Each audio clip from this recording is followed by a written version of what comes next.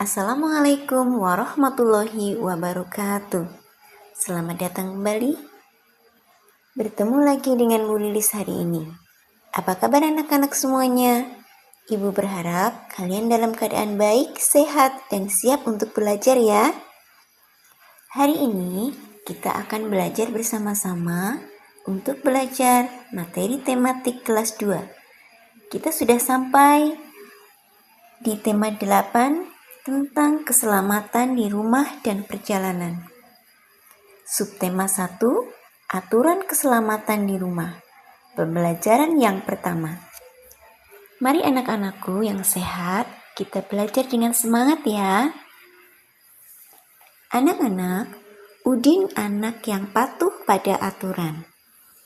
Ia selalu mematuhi aturan di setiap tempat. Udin selalu mematuhi aturan di rumah.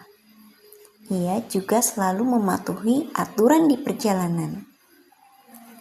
Coba kalian amati gambar di bawah ini ya dengan teliti. Di sini Udin selalu membantu ibunya dalam memasak. Setiap Udin keluar rumah, ia selalu meminta izin kepada orang tuanya dan menutup serta mengunci pintu di rumahnya. Lalu, ketika melakukan perjalanan, Udin juga selalu mematuhi aturan. Ketika di dalam kendaraan, dia memakai apa di sini? Memakai sabuk pengaman. Lalu, ketika menyeberang jalan, Udin bersama teman-teman melalui zebra cross. Anak-anak, apa saja yang dilakukan Udin pada setiap gambar? Apakah kamu setuju dengan apa yang dilakukan Udin? Ya, tentunya kalian setuju ya. Karena Udin ini melakukan setiap kegiatannya itu menjaga keselamatan dirinya dan orang-orang di sekitarnya. Jadi, di sini apa yang dilakukan Udin sungguh sangat baik untuk ditiru. Anak-anak, aturan setiap kegiatan di rumah perlu diperhatikan. Aturan berguna untuk keselamatan diri dan keluarga. Udin dan keluarga melakukan setiap kegiatan sesuai aturan. Nah, sekarang amati gambar di bawah ini. Udin melakukan setiap kegiatan dengan hati-hati. Sikap hati-hati merupakan salah satu contoh keselamatan.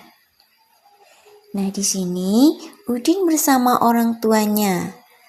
Pada gambar yang pertama, Udin membantu ibunya memasak.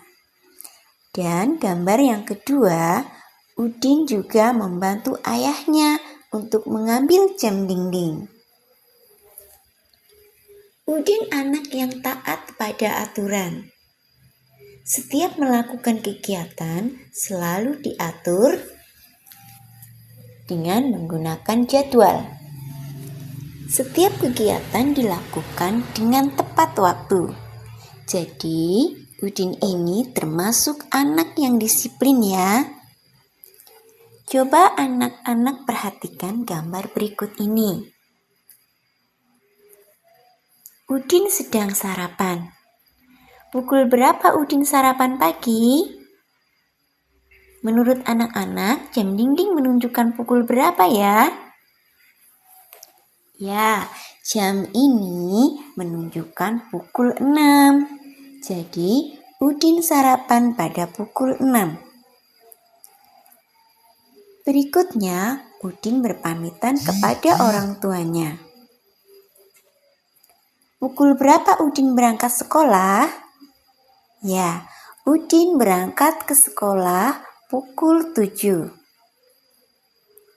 Anak-anak, coba kalian amati jam dinding di rumah kalian. Pukul berapa sekarang? Coba anak-anak tulis ya, ketika kalian melihat video ini sudah menunjukkan pukul berapa. Nah, sekarang kita akan belajar mengenai jam dinding. Jam sendiri jenisnya ada dua, yaitu 1. Jam digital, 2. Jam analog. Jadi kita akan belajar tentang apa itu jam digital dan apa itu jam analog. Ini adalah contoh jam digital. Jam digital hanya menunjukkan waktu jam dan menit. Jadi kita bisa langsung tahu jam berapa, sudah ada di angkanya, dan menit keberapa. Jam digital tidak ada jarum jamnya. Jam digital menunjukkan jam dan menit saja. Berikutnya, kita akan mengenal jam analog. Nah, ini adalah contoh jam analog. Jam analog itu ada jarum jamnya, dan jarum jamnya akan bergerak memutar dari angka 1 sampai angka 12. Dalam jam analog ada 3 jarum. Yang pertama, jarum pendek menunjukkan jam. Jarum panjang menunjukkan menit.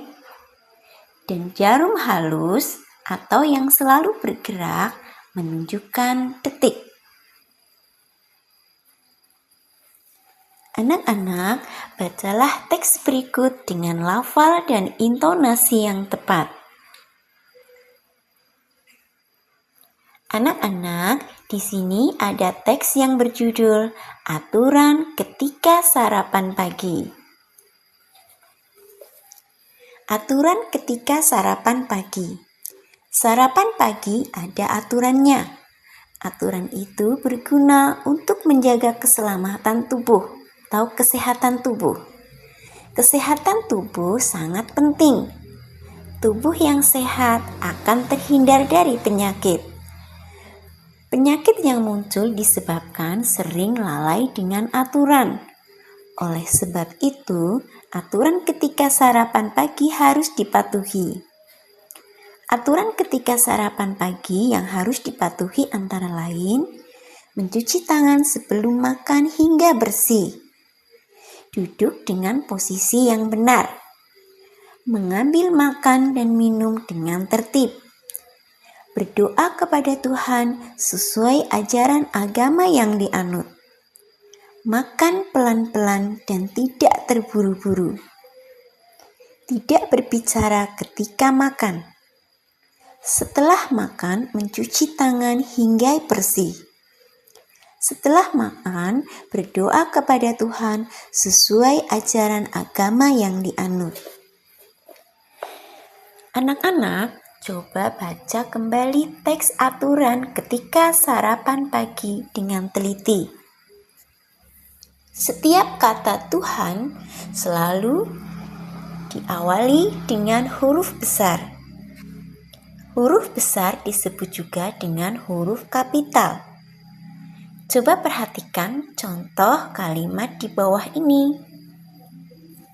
Berdoa kepada Tuhan sesuai ajaran agama yang dianut. Kata Tuhan diawali dengan huruf kapital. Huruf kapital juga dipakai sebagai huruf pertama di awal kalimat. Huruf kapital digunakan untuk nama orang dan nama kota. Demikian anak-anak, pembahasan kita di tema 8 subtema 1 pembelajaran yang pertama. Semoga bermanfaat ya, dan sampai jumpa di video pembelajaran selanjutnya. Terima kasih. Wassalamualaikum warahmatullahi wabarakatuh.